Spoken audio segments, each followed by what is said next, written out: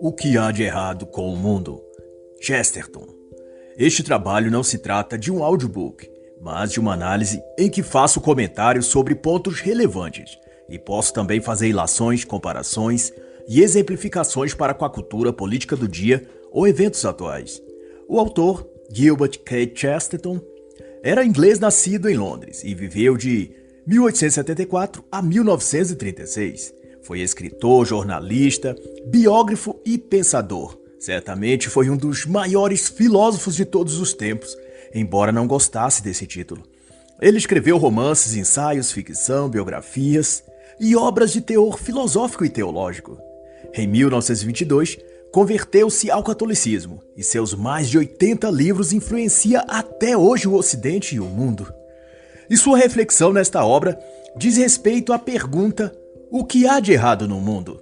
E sua dedução é de que muitos concordam que há muita coisa errada no mundo, e outros tantos são capazes de concordar entre si sobre quais coisas estão erradas, mas um ponto em que todos diferem ou acham difícil conciliar é quanto à solução para aquilo que está errado no mundo. Isso é, não é o perceber o mal que traz divisão entre as pessoas.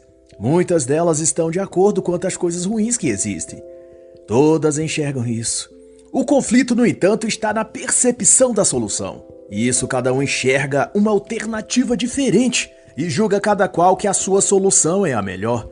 Logo, a solução dos demais passam, a seu ver, a ser parte daquilo que ele considera de errado no mundo. Assim, ver a solução é que é o grande problema. E o contexto em que Chesterton vivia à época em que compôs esse livro bem refletia um tanto desse paradoxo e dualismo. Havia no período fortes turbulências políticas e sociais, com o movimento crescente do sindicalismo na Inglaterra.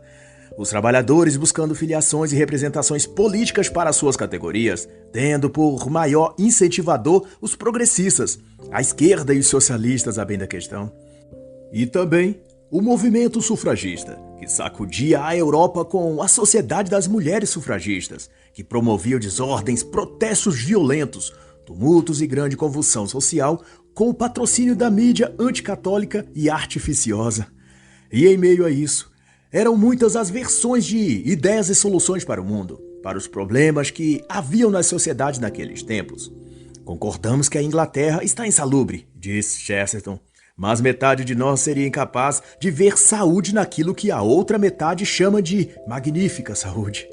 E no mesmo sentido ele diz que todos temos consciência da loucura nacional, se referindo às conturbações daqueles anos. Mas o que é a sanidade nacional? Indaga ele.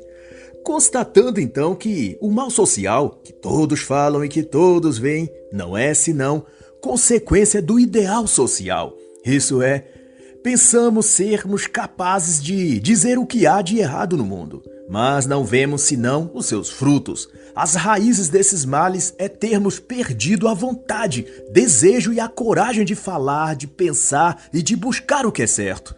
Em outro enxerto, ele exemplifica isso dizendo que todos saberíamos nos queixar de padres, clérigos, pastores ou bispos que não seguem zelosa e cuidadosamente seus princípios e ordenamentos cristãos.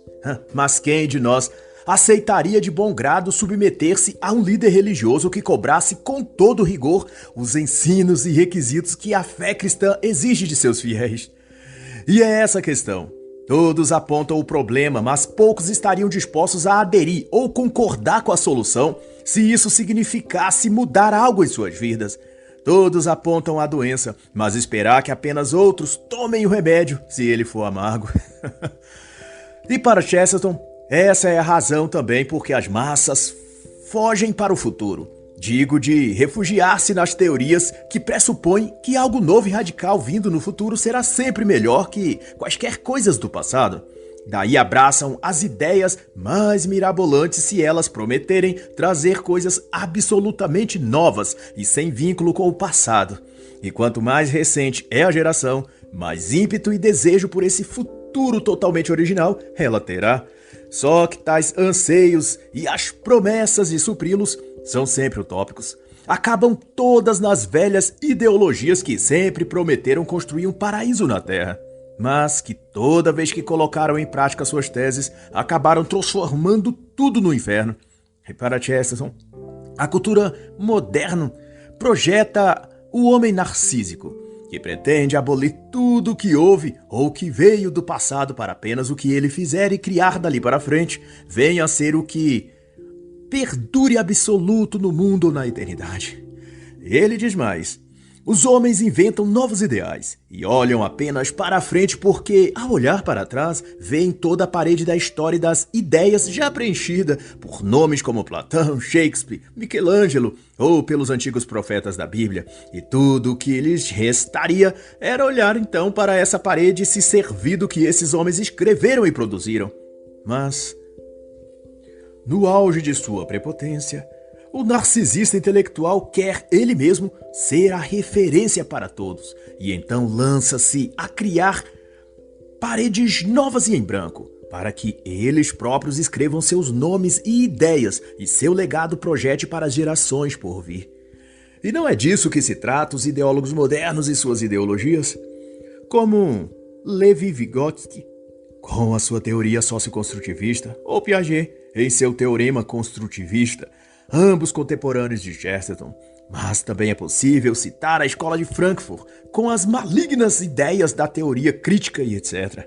Embora esta tenha sido projetada nos anos finais de vida de Chesterton, que faleceu cerca de 5 ou 6 anos após a criação oficial dessa escola de pensamento.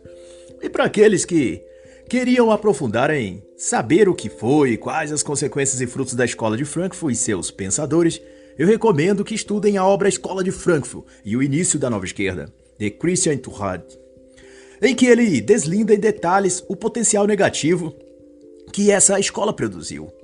Ele esclarece, inclusive, que essa escola salvou o marxismo de si mesmo, que houvera se tornado obsoleto.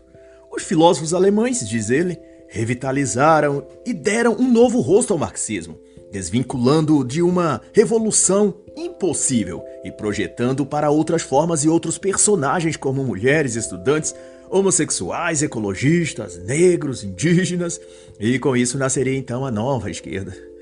Mas conquanto a Chesterton e o mundo em diante, como ele enxergava, ele via um tanto desse deslocamento que os movimentos revolucionários passariam por ter, como uma pretensão de renovar-se o velho ímpeto de destruição que se operava já em seu tempo. Ele presumia que tanto a causa sufragista quanto o sindicalismo proletário assumiriam a forma de uma desordem constante e permanente, que se alimentaria de novos temas e protestos para nunca mais deixar de promover a sua destruição habitual. E é esse um dos pontos em que se responde à pergunta inicial: o que há de errado no mundo?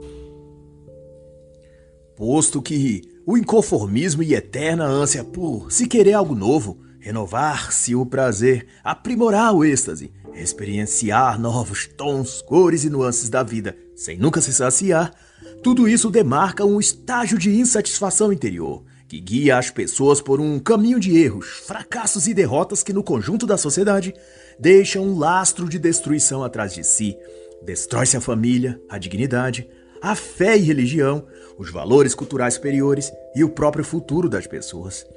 Segundo Chesterton, o princípio fundamental da existência é que tudo que é meritório, de valor e permanente, contém uma porção de dor ou tédio, uma condição intrínseca que testa e prova quem marcha seu caminho a fim de levá-lo a um estágio mais sólido e consciente de realização. Antes de prazer, de vitória ou de sucesso, somos levados a um ponto de ruptura onde a coisa em si parece chata, cansativa, desmotivada, difícil ou tediosa. E só quando sobrevivemos a essa etapa atingimos as coisas verdadeiras, a camada mais sublime e prazerosa, que chamamos de realização. Todavia, o lugar preferido de muitos tem sido o oposto a esse processo, o de fugir da dor e do desconforto e abraçar o que é fácil e comum. E isso molda esses indivíduos ao dogma da acomodação, do caminho fácil e daquele lugar comum onde a maioria se propõe a estar. Acondicionados nisso, elas passam a desprezar o mérito e a buscar soluções coletivas, alternativas grupais para os problemas seus ou do mundo. E na linguagem de Chesterton, é a busca por um remédio social, que enxergam que estaria nas ações e medidas coletivas, sempre partindo do todo, do conjunto social. E como bem aponta ele, essas tratativas supõem reinventar o homem, criá-lo de um novo jeito, de um novo modelo. Não se trata de tratá-lo nas suas partes ruins e revigorar o que está debilitado nele, mas refazê-lo por completo. E é nisso que os ideólogos das ciências sociais se baseiam, para insuflar nas almas humanas ideias de que não basta consertar os seres humanos, é preciso recriá-lo por inteiro. E daí oferecem modelos que afirmam ser protótipos perfeitos, prontos para cada um vestir e sair por aí como robôs autômatos, politicamente corretos, embora o termo aqui eu é que uso para ajustar ao vocabulário atual, mas que está em consonância ao sentido das palavras que Chesterton usa. E ele avança ainda mais para dizer que as curas propostas para as doenças sociais ou problemas públicos são muito piores do que a doença. E ele descreve alguns desses antídotos que adoecem mais a sociedade do que a própria enfermidade que eles apontam. Eis então a eugenia, o fim da propriedade privada, a estatização dos filhos, a reinvenção do papel da mulher no lar, no casamento e na família. E esse é o aspecto crucial de toda essa discussão para o autor. Isso é, ainda que todos sejam unânimes em declarar os males sociais, os problemas ou doenças que há nas sociedades humanas, é naquilo que sugerem como solução ou cura que está a verdadeira fonte de problemas ainda maiores. E Chesterton usa uma comparação. Ele diz que todos concordam que a promiscuidade é um mal na sociedade, mas, porém, nem todos aceitarão que promover a pureza e incentivá-la nas famílias é uma boa solução. Nem todos concordam em ser puros. Essa é a situação. E assim, eles passam a propor diferentes coisas para resolver a questão. E boa parte das propostas causariam males ainda piores do que o problema original causou. Todos estão de acordo que a loucura é um problema real, mas discordam sobre o que seria considerado um estado de sanidade. É também o que explica o autor. Se você se perguntar o que há de errado no mundo, pergunte-se também o que seria o certo. É também o que conjectura Chesterton. E o debate e considerações ganham então nuances filosóficas, quando Chesterton pondera sobre o objeto e a sua finalidade, o ente e a essência, como alguns preferem definir. E ele evoca o axioma do ovo e da galinha de quem nasceu primeiro para aludir à seguinte reflexão. No fim, o que deveríamos nos atentar não é para quem nasceu primeiro, mas para que nasceram uma e outra coisa, ou seja, qual a finalidade do ovo e qual a da galinha. O ovo existe apenas para produzir a galinha, ao passo que a galinha existe para múltiplas finalidades, inclusive a de pôr o ovo e chocá-lo, de tal que o ovo é o meio pelo qual vem a galinha, mas a galinha é o meio para diversas outras coisas. Logo, a amplitude do debate se estende para além de o que veio primeiro e perspassa para onde vão um e outro. Qual o fim último de cada um deles? A ave é uma vida consciente, por assim dizer, o que mostra que ela possui um valor em si mesma, coisa que o ovo não possui. E assim, são as aplicações daquilo que oferecemos como solução para o que há de errado no mundo. Para qual fim ou finalidade apontam essas soluções? Para onde elas podem conduzir depois de chocadas, de geradas? Assim como a galinha não existe apenas para gerar outro ovo, as soluções e alternativas para os problemas da sociedade não irão gerar apenas aquela solução em específico, mas uma sequência de outras coisas que podem ser boas ou piores do que a situação original. De modo que o que propomos ou o que aderimos para sanar nossas questões pessoais devem ser refletidas sob essa ótica. E esse pressuposto de Chesterton está enlecado também na sua proposição de que, para acharmos o mal social, devemos olhar para o ideal social, que circunda aquela proposta ou que é oferecido como solução. Se olharmos para as galinhas, essa é outra comparação, apenas como produtoras de ovos, reduzimos o seu potencial e nossa própria condição de atuar sobre aquele fato e tirar dele o que ele existe para fornecer. É como ter uma máquina formidável em mãos, conhecer suas peças, mas não saber como usá-los. Seria uma limitação e um ciclo de repetição desgastante. e que não leva a nada de melhor. Gerarmos soluções que produzem novos problemas que nos levam a novas soluções que causam outros novos problemas. E assim indefinidamente. O caos e desordem atual, pondera o autor, advém do nosso esquecimento da finalidade última das coisas, de para que elas existem. E Chesterton faz então uma concatenação acerca disso, dizendo que trata-se de uma mentalidade pragmática, que ele chama de homem prático, que se propõe sempre a novas soluções ou caminhos, sempre que um, por ele apontado, não deu certo, mas sem nunca observar aquilo que estava errado em sua proposta. O homem prático apenas aplica uma ideia e segue para a próxima resolução, sem nunca olhar para os ovos iguais que as galinhas diferentes puseram. O problema é usar a galinha apenas para isso. O ideal desse tipo de pragmatismo é só gerar novos ovos, independente de quantos já foram produzidos e não atenderam à situação. Nesse caso, falta a visão de finalidade das coisas, para que existem e para qual fim devem ser direcionadas, em respeito à sua essência e fim último ou natureza. O brilhante autor Richard Weaver dedica um capítulo todo sobre essa questão na obra As Ideias Têm Consequências. Me refiro ao capítulo Distinção e Hierarquia, em que ele reflete que desde que perdeu seu olhar para o transcendente ou para o metafísico, o homem se prendeu à ideia pura de progresso, ao pragmatismo das coisas, e busca desde então ser um empreendedor de atividades que almejam, ou idealizam, se usarmos os termos de Chesterton, sempre a grandeza utópica, sem sequer ter compreendido a finalidade. Ele usa aqui a palavra destino, mas com o mesmo significado. Daquele ente ou instrumento, ou filosofia, ou ideias, ou o que for, que ele está usando ou sugerindo. E quanto mais ele aplica seus métodos e prepostos, menos ele observa os resultados, pois sua ideia e ideal é a própria atividade, a praxis daquela coisa, e não sua finalidade ou destino final. Mas é a nossa concepção metafísica da realidade que determina tudo mais, diz Chesterton. Se desprezarmos a natureza e a essência das coisas e o desígnio inerente a elas, cairemos numa redundante confusão.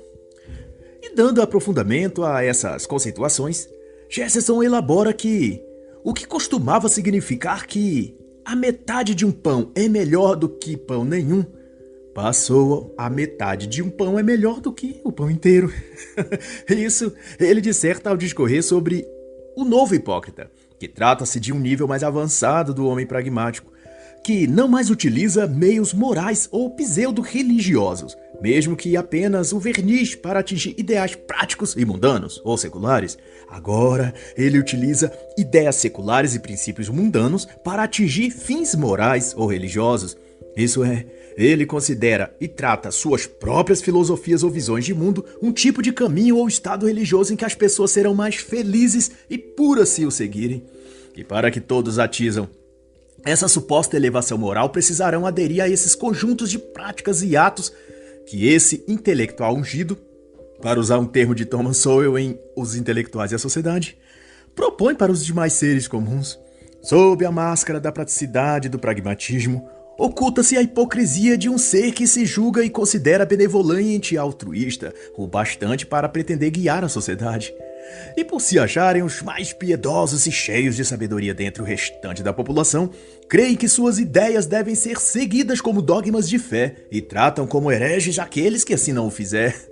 E quando menos se espera, a hipocrisia se torna um hábito. O hábito vira um dogma, o dogma se transforma em lei e a lei requer punição para quem não a seguir. Quando chega nessa fase, vira uma tendência cultural, que todos aderem sem sequer saber como ou porquê, vira parte da natureza e identidade das pessoas. E daí, quando se pergunta o que há de errado no mundo, não são capazes de olhar para si mesmos e enxergar que seus atos e crenças são parte daquilo que há de errado no mundo. E toda essa trama ou processo desenlaça-se no dizer de Chesterton naquilo que ele chama de homem moderno, que é o perfil de pessoa com sua mente voltada para o futuro idealizado, preso ele a uma imagem e expectativa romantizada do futuro, de que o que passou é ruim e o que virá é bom.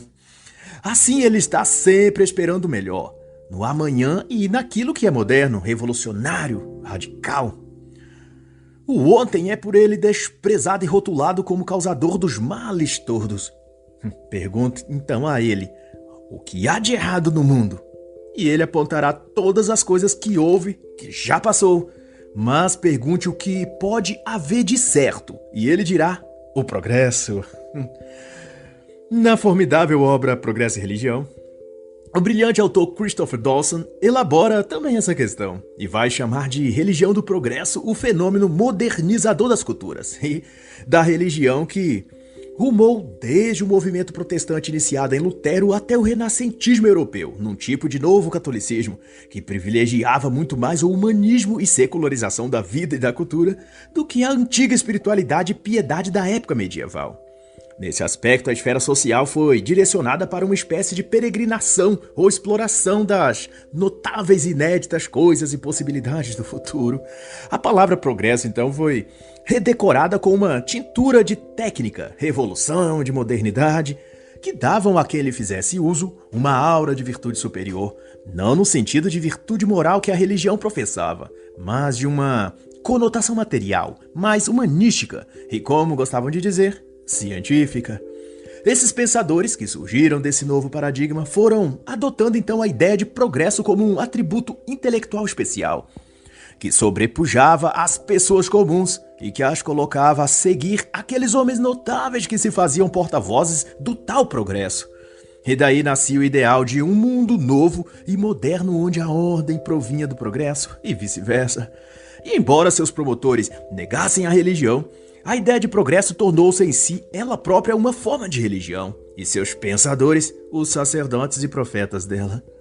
E no que concerne a Chesterton, ele vai dizer que esse culto ao futuro, como se o amanhã fosse trazer algo melhor que o hoje e o agora, apenas por ser novo, trata-se de uma fraqueza e de uma covardia, uma tentativa de fugir da carga do dever que cada um temos em nosso tempo e época. As visões futuras da sociedade costumam esconder as cegueiras da vida no presente, diz ele. Forçar os olhos para o futuro e o tal progresso tende a ser uma alternativa para não olhar a realidade do agora e ter de ver nela a sua própria contribuição para o que deu errado e para o que há de ruim na vida de agora. Se você olha para o passado, se vê cobrado a encarar o que deu errado e mudar no presente. Mas se contemplamos apenas o futuro, basta que fiquemos inertes esperando ele chegar, e ele por si mesmo trará as mudanças ou coisas boas que se espera. Mas para o autor, a recusa e rejeição ao passado da humanidade ou de certos períodos como o medieval, e sua pressa em reprovar tudo que vem daí dessa época, é na verdade um medo do mal que enxergamos nesse período, mas sobretudo um medo também do bem que dele se destaca, daqueles homens e mulheres que viveram naquele tempo. Segundo Chesterton, seria insuportável para muitos dessa geração, da geração dele quando ele escrevia, olhar os feitos nobres e corajosos de homens como os cruzados marchando para a morte certa, mas com o espírito contrito no dever e na glória divina que era seu legado maior. A mente de muitos entraria em colapso, diz ele, ao ter de encarar a inteligência de pessoas que não tiveram os recursos que nós temos e ainda assim construíram obras arquitetônicas inigualáveis, ou a bravura de tantos que se lançaram em desafio nos mares e descobriram terras e lugares exóticos e distantes que nunca outra geração qualquer teria coragem de pisar os pés. O medo do passado, por fim, é o de ver a grandeza daqueles diante dos quais somos meros anões assustados. Não conseguiríamos imitar o heroísmo deles. Não poderíamos repetir metade da virtude que expressaram e viveram. Não saberíamos construir os edifícios, pontes, catedrais que ergueram e até hoje estão de pé, enquanto tudo o que construímos se desmorona poucos anos depois. Achamos insuportável isso. E então, nos refugiamos no futuro para não ter de competir com aqueles que viveram no passado. O passado, diz Chesterton, já está abarrotado de rabiscos ilegíveis de nomes como Platão, Isaías, Shakespeare, Napoleão. E o futuro, já esse é uma parede em branco na qual cada homem espera e imagina poder escrever seu próprio nome tão grande quanto ele queira. Elas imaginam que podem moldar o futuro e por isso só olham para ele, mas acabarão deixando tão estreito, limitado e pequeno quanto as suas próprias mentes. E aqui eu faço uma ponderação, citando o brilhante autor Russell Kirk em sua obra A Política da Prudência, em que assevera em os 10 princípios conservadores que nem toda mudança, ou inovação, ou coisa nova por vir, significa algo bom e salutar. A sociedade deve modificar-se com prudência e, ao mesmo tempo que segura a tocha do progresso, deve também segurar a bandeira da preservação. Saber olhar para frente, mas sem perder de vista aqueles que foram virtuosos no passado. Pois se podemos olhar para além da montanha hoje, é porque subimos nos ombros daqueles que nos deixaram seus legados de sabedoria e de conhecimento. Evoluir e progredir nunca deve ser à custa de abandonar sabedoria e lições daqueles que nos antecederam na história. Uma mudança prudente sempre busca manter as coisas permanentes, aquelas que deram certo. Em outra sua obra, Breve Manual de Conservadorismo, Russell escreve no capítulo Permanência e Mudança que o pensamento conservador representa o sentimento de simpatia pelo passado. Quando vê a decadência de sua sociedade, tende a confiar nas forças poderosas e estáveis do costume e do hábito para estabilizar aquela sociedade, visto que os que visam o progresso como bem e objetivo maior acima de tudo, buscam substituir radicalmente tudo. E nesse ímpeto de olhar sempre para o futuro e desprezar o passado, tentam reinventar tudo, remodelar toda a sociedade, não se importando ou até desejando destruir as instituições que asseguraram desde sempre o equilíbrio e a estabilidade humana e social, a família, a religião, a propriedade privada. Então, da perspectiva de Chesterton, o futuro é como a medusa da mitologia. Aqueles que, ao olhar diretamente, querer fitá-la abertamente como se nada mais importasse, acaba sendo transformada em pedra, acaba inutilizado, destruído. O futuro, assim como a medusa, só pode ser olhado indiretamente, pelo reflexo do escudo da prudência, dando passos em sua direção, mas sem tirar as vistas do que aqueles gigantes que construíram a civilização ocidental nos legou. Mas, ao inverso disso, os seres modernos acham que podem avançar para o futuro sem apoiar os pés nos terrenos do passado. E toda vez que isso foi tentado, o salto não levou muito longe e acabou em desastre. Assim foram e são as revoluções. Romper-se com o passado e se procurar criar algo totalmente novo a partir daquelas cinzas civilizacionais, daquilo que em nome do futuro ou da nova ordem as pessoas foram instigadas a destruir. No mais, o guia mais razoável para a humanidade não é o que passou e nem o que virá, mas aquilo que deve sempre ser. Ao se manter coerente em valores, princípios e ideias atemporais de certo e errado, de bom e mal, de justo e belo e todas as coisas dignas e estruturais da vida, o mundo passará por mudanças, mas não se tornará em ruínas. E na obra Criação do Ocidente, o autor já citado, Christopher Dawson, traz uma consideração que acho oportuna ao contexto que Chesterton aborda aqui, sobre as mudanças radicais impetradas em nome do progresso e etc. Conforme Dawson, o ímpeto moderno por evoluir ou progredir fez com que se tentasse dividir e separar aquilo que deve permanecer junto e unido, que é a cultura, a religião e o desenvolvimento da vida em sociedade no seu todo. A vida humana e social, na visão dele, não é algo que pode ser separado da fé e da cultura religiosa que formou a própria civilização ocidental. Esta é como um rio que, desde a nascente até o ponto em que deságua no mar, passa por passado, presente e ligará ao futuro. Mas o que a modernidade acadêmica tentou foi dissociar elementos da cultura e o que é característico da religião. E aos eventos da fé e cristandade chamou pejorativamente de superstição. Ao que pôde separar disso, classificou como humanidade, estudos sociais ou até mesmo de produção científica. Mas, para efeitos práticos, essa separação só existe nos livros, teses e na mentalidade desses pesquisadores e pensadores. Quaisquer atividades humanas, desde o recorte medieval, para não ser muito extenso, foram parte de um processo em que a fé cristã estava intrínseca na história pessoal dessas pessoas e, por conseguinte, em toda a conjuntura social em qual ela estivesse atuando, de tal que os processos sociais foram parte ou decorrência da sua cultura religiosa. E sob esse dado da realidade é que se pode formar uma base concreta e firme para avalizar as mudanças futuras que o tempo e a própria modernidade anuncia. E no limiar do que Chesterton diz e produz nessa sua obra que analisamos, tem-se que, se há algo errado no mundo, é o seu desejo e sentimento por revolução, baseado na promessa de que mudar radicalmente tudo trará um novo raiar de uma vida plena, feliz e justa. Mas para Chesterton, revoluções como essas que a modernidade propõe, que desfaz as raízes com seu passado e olha apenas para o futuro, não são, na realidade, as coisas e falácias mais velhas que os homens já ouviram e creram. Isto é, desde o Éden o casal acreditou no que a serpente lhes disse, de que teriam algo que nunca tiveram ou receberam, que naquele contexto chamava-se o conhecimento do bem e do mal. E sob essa expectativa comeram o fruto e romperam com os desígnios estabelecidos por Deus. Deixaram o que já tinham pela promessa de algo maior no futuro. É a pérfida e velha revolução que desde sempre muitas serpentes modernas vêm prometendo à humanidade, mas que nunca se concretiza, porque se trata de ideias falsas, de ideais impossíveis. Em analogia, é destruir o Éden para se obter a Nova Jerusalém. Mas, porém, sem atentar-se que a Nova Jerusalém só fez necessária porque se destruiu o Éden, e que, por consequência, aqueles que o destruíram não poderá habitar no novo jardim.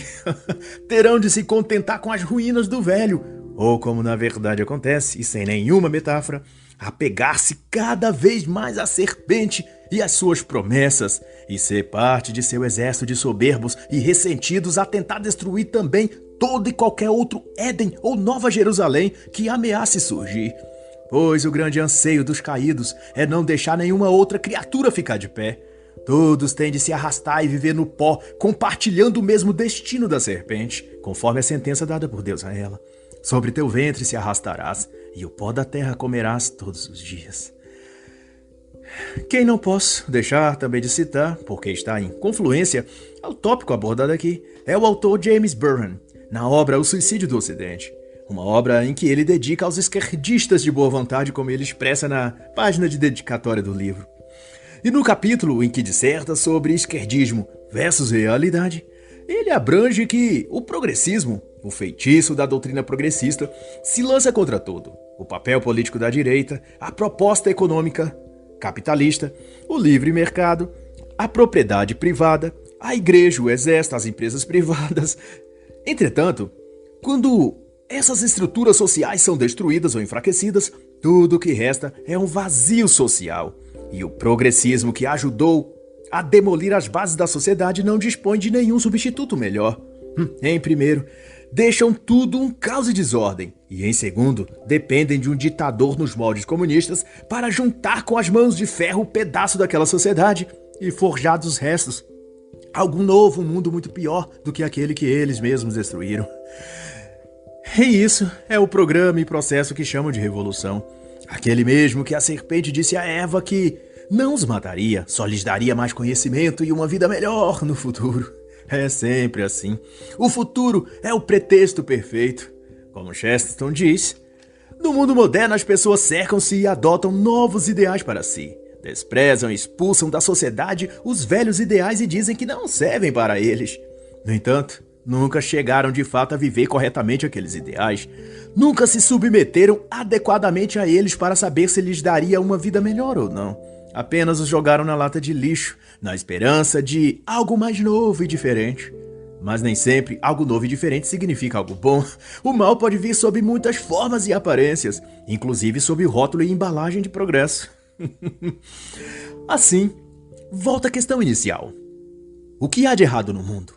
E a resposta continua sendo: errado é as pessoas terem deixado de buscar o que é certo. E assim está dito: toda carne é erva, e toda a sua beleza como a flor do campo. Seca-se a erva e murcha a flor, quando o sopro de Deus passa por ela. Tu, ó anunciador de boas novas, levanta tua voz e diz às cidades: eis aqui está o vosso Deus. E assim, encerra a análise da obra O que há de errado no mundo, de Chesterton.